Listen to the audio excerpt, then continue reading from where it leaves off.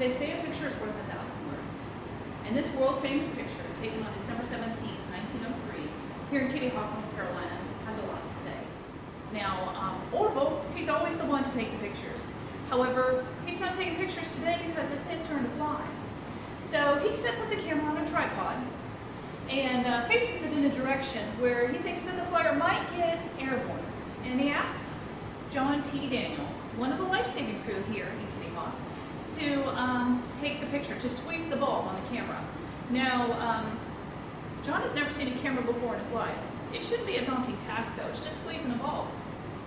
So in the excitement of this event, first flight, John doesn't know if he's actually squeezed the bulb or not. So Wilbur and Orville, they have no idea if they've actually got this picture, this proof of their flight.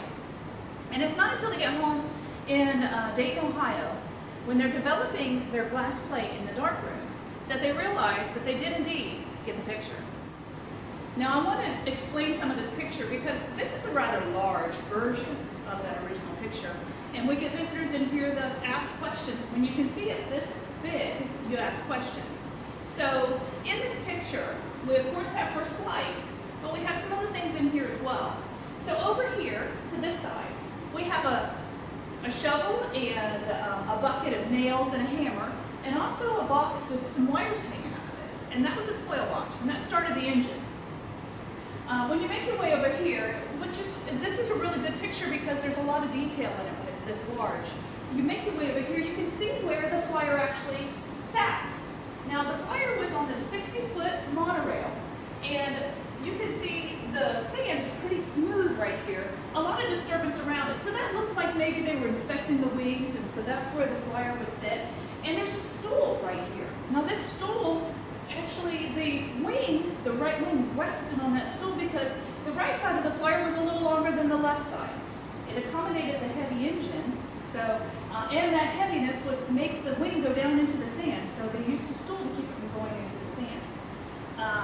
And at the end of the rail, when you see this picture, they're in mid-air, the end of the rail there's this cart, cradle-like thing, that was underneath the flyer, because of course you don't see any wheels here. So this acted as its wheels because there are bicycle hubs underneath this cart. So the flyer would rest on this cart and it was rolled down the rail. Now,